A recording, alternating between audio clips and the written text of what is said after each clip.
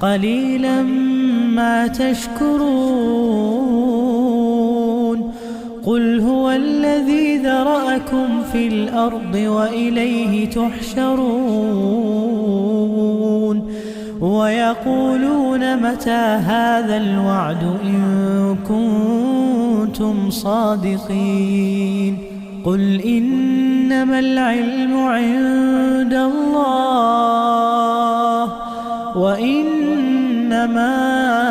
أنا نذير مبين فلما رأوه زلفة سيئت وجوه الذين كفروا وقيل هذا الذي كنتم به تدعون